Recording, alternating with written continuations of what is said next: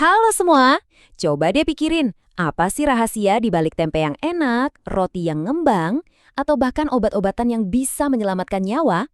Nah, hari ini kita bakal bongkar rahasia para koki super kecil di balik semua itu. Yuk, kita mulai. Oke, kita mulai dari teka-teki gampang dulu ya. Coba lihat tiga makanan ini, tempe, roti, dan yogurt. Kelihatannya beda banget kan? Bahannya juga beda. Tapi mereka semua punya satu rahasia besar yang sama. Kira-kira apa ya? Coba tebak. Dan inilah jawabannya. Bener banget, semuanya itu hasil karya para pembantu super kecil yang nggak kelihatan. Makhluk-makhluk hidup inilah koki yang sebenarnya, yang mengubah bahan-bahan biasa jadi sesuatu yang bener-bener baru dan pastinya enak. Nah sekarang, ayo kita kenalan lebih dekat sama koki-koki mikro ini. Mereka emang nggak kelihatan, tapi dampaknya itu ada di mana-mana. Dari makanan di piring kita sampai udara yang kita hirup. Kerennya lagi, mereka udah kerja bareng manusia ribuan tahun loh. Oke, jadi ini nih intinya. Waktu kita ngomongin bahan dasar bioteknologi, kita tuh nggak cuma ngomongin soal gandum atau kedelai. Kita ngomongin makhluk hidup super kecil, mikroorganisme.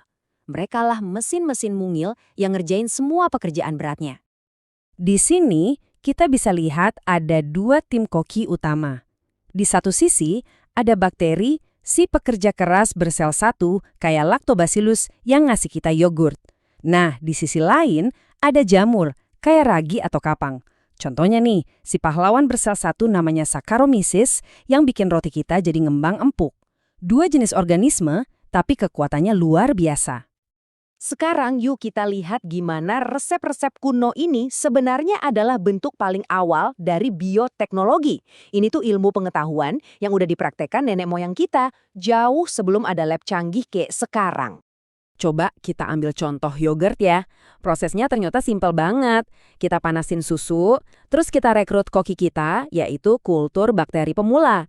Ini tuh intinya kumpulan bakteri baik yang udah dikumpulin.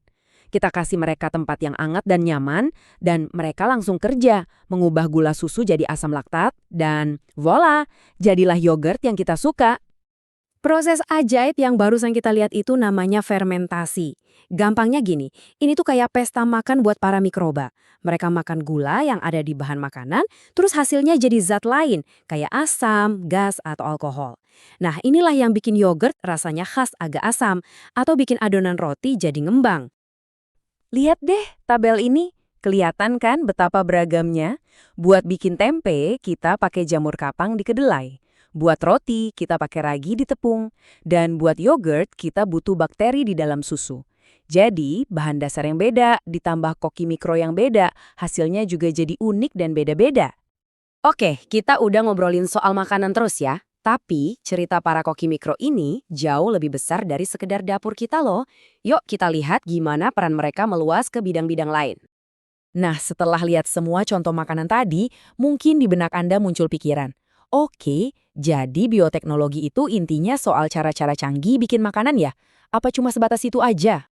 Jawabannya jauh dari itu. Sama sekali enggak.